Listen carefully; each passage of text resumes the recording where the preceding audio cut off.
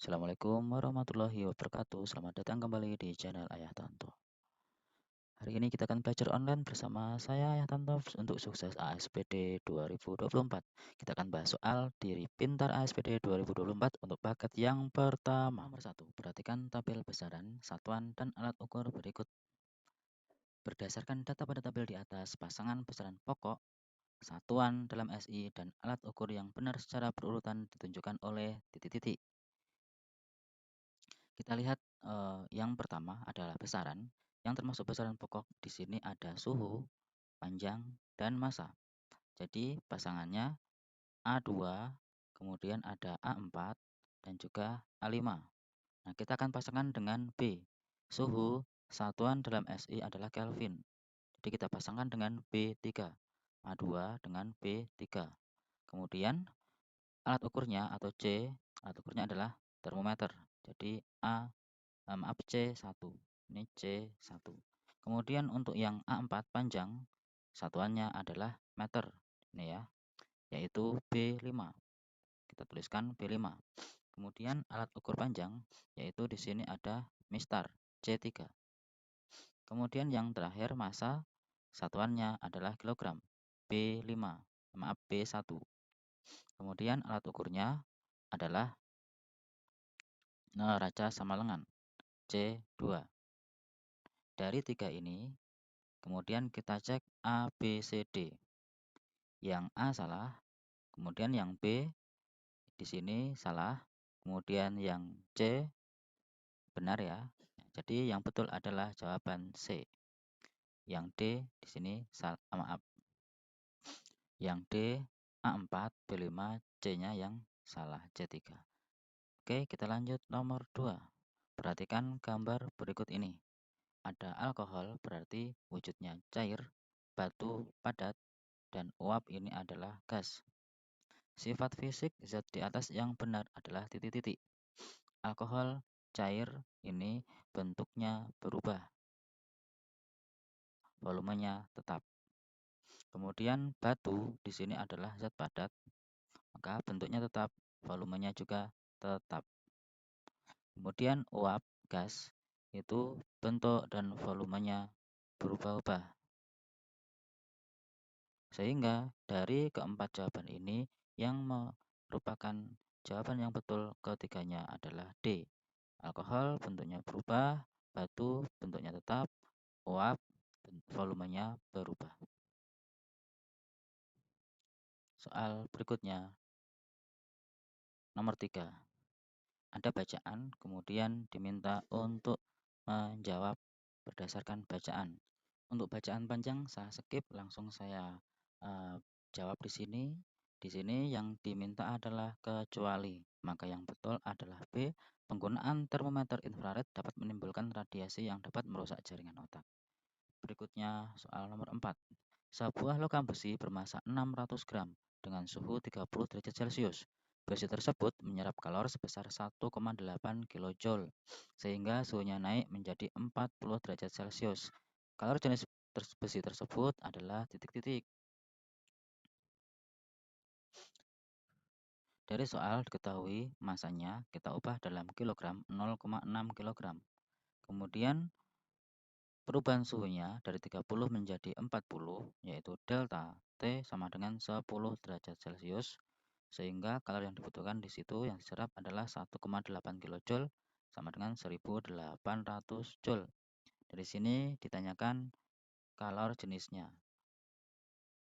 Kita tulis rumusnya Q sama dengan MC delta T, sehingga C sama dengan Q dibagi M kali delta T, sama dengan Q-nya kita tuliskan 1800 dibagi masanya 0,6, delta T-nya 10. Sehingga jawabannya yang bawah 0,6 dikali 10 itu 6. Kita ringkas dengan yang atas menjadi 300. Jawabannya adalah C 300 Joule per kilogram derajat Celcius. Soal berikutnya nomor 5. Banan menjatuhkan bola seperti tampak pada gambar berikut. Dari P kemudian ke posisi Q dan R ada di tanah. Selanjutnya Banan menuliskan beberapa pernyataan sebagai berikut. Pernyataan yang benar ditunjukkan oleh nomor titik-titik. dari pernyataan nomor 1 sampai 5 berkaitan dengan energi potensial dan energi kinetik. Energi potensial paling tinggi, paling besar ada di titik P. Ini paling besar. Semakin ke bawah energi potensialnya semakin kecil.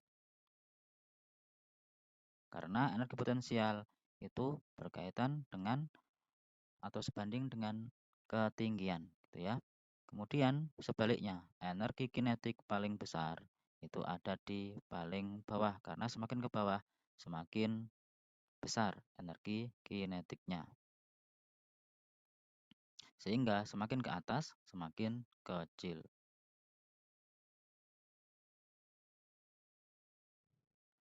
Nah, dari 1 sampai 5 kita lihat nomor 1 di titik Q energi potensial sama dengan energi kinetik.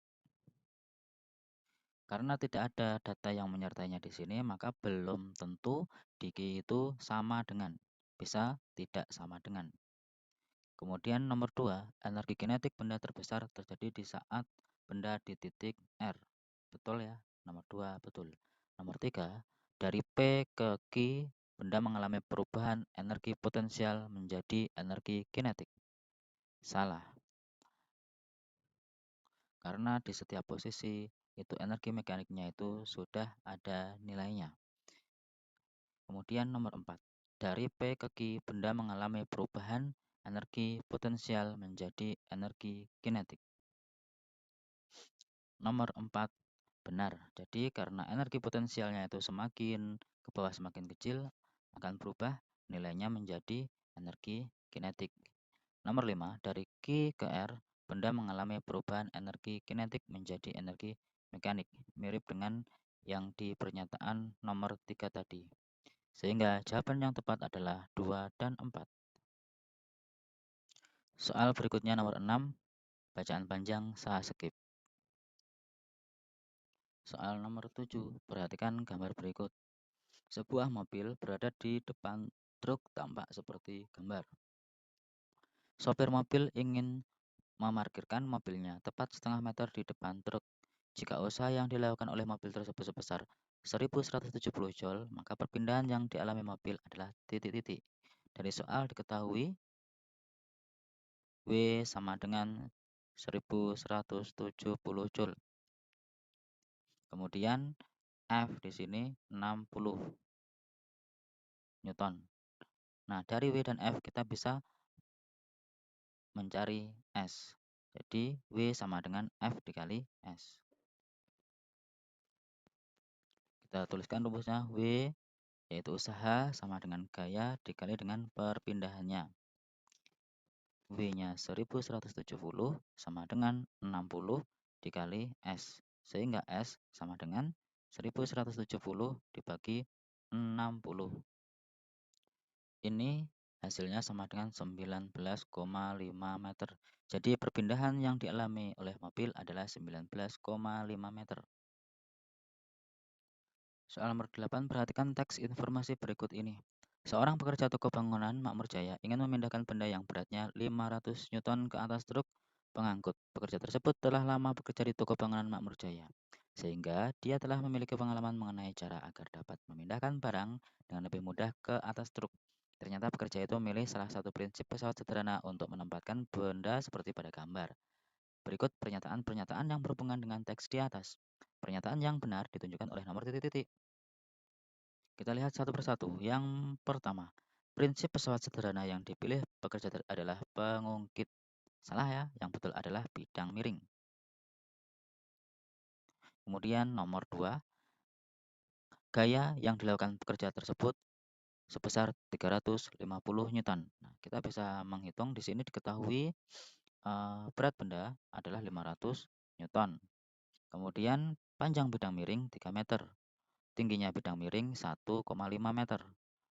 Dari sini kita bisa menentukan F. Berapa F? Rumus pada bidang miring sama dengan W kali H sama dengan F dikali S. Kita tuliskan W-nya 500, H-nya 1,5, F dikali S-nya 3. Kita coret di sini, 1,5 dengan 3, ini dapat 1, ini dapat 2. 2F sama dengan 500. Sehingga F sama dengan 500 dibagi 2, 250 Newton. Jadi nomor 2 salah, ini harusnya 250 Newton. Pernyataan nomor 3. Keuntungan mekanis yang dimiliki oleh pesawat sederhana yang dipilih pekerja tadi yaitu 2. Jadi kita bisa menentukan keuntungan mekanis bidang miring itu sama dengan W dibagi F, atau boleh juga S dibagi H. Kalau W dibagi F berarti kita bisa melihat W-nya 500 bagi 250. 500 bagi 250. Kalau pakai S per H maka 3 dibagi 1,5. Jadi ketemunya sama, yaitu keuntungan mekanisnya 2. Jadi nomor 3 benar. Kemudian nomor 4. Agar gaya yang dikeluarkan pekerja lebih kecil dengan memperpendek ketinggian lintasan. Nah, jadi gaya yang dikeluarkan agar menjadi lebih kecil berarti keuntungan mekanisnya harus lebih besar. Sehingga karena keuntungan mekanis itu sebanding dengan panjang lintasannya atau panjang bidang miring. Jadi harus diperpanjang lintasannya atau memperpendek ketinggian lintasannya. Berbanding terbalik dengan tinggi lintasannya. Namun karena di sini itu adalah mobilnya itu tidak bisa diturunkan, maka tidak bisa diperpendek ketinggian lintasannya. Jadi nomor 4 termasuk salah. Kemudian nomor 5. Pesawat sederhana yang dipilih pekerja adalah prinsip bidang miring. Betul ya? Oke, kemudian nomor 6. Ada cara yang lebih menguntungkan agar gaya yang dikeluarkan pekerja menjadi lebih kecil, yaitu dengan memanjangkan lintasan bidang miring. Oke, saya bahas tadi di nomor 4 ya. Jadi ini benar. Yang betul adalah 3, 5, dan 6. C jawabannya. Berikutnya nomor 9. Perhatikan gambar pengungkit di bawah ini. Besar keuntungan mekanis dari pesawat sederhana jenis TUAS yang digunakan di atas adalah titik-titik. Keuntungan mekanis bisa diperoleh dengan membandingkan lengan kuasa dibanding panjangnya lengan beban. Jadi di sini panjangnya lengan kuasa itu dari titik tumpu sampai titik kuasa. Jadi di sini 100 cm. Kemudian lengan beban itu panjangnya adalah dari titik tumpu sampai titik beban. Di sini panjangnya 25 cm. Maka keuntungan mekanisnya sama dengan 4. Maka jawaban yang tepat adalah A. Soal nomor 10. Perhatikan gambar balok berikut ini. Diketahui massa balok 12 kg, panjangnya 20 cm, lebar 10 cm, dan tinggi 15 cm. Besar tekanan pada dasar balok jika percepatan gravitasi bumi sebesar 10 meter per sekon kuadrat adalah titik-titik. Ditanyakan tekanan P sama dengan F per A. Kita hitung F-nya di sini gaya, jadi massa dikali gravitasi 12 dikali 10 dibagi A di sini luas alasnya 20 cm dikali 10 cm sama dengan 200 cm persegi. Newton ya, sama dengan 120 dibagi 200 cm persegi diubah ke meter persegi. Hasilnya sama dengan Newton ya, sama dengan 120 dibagi 200 cm persegi diubah ke meter persegi. Hasilnya sama dengan 0,02. 120 dibagi 2 per 100. Hasilnya sama dengan 6.000 Newton per meter persegi. Di sini kurang 0,1 ya. Oke. Soal nomor berikutnya ada di video yang berikutnya. Terima kasih. Assalamualaikum warahmatullahi wabarakatuh.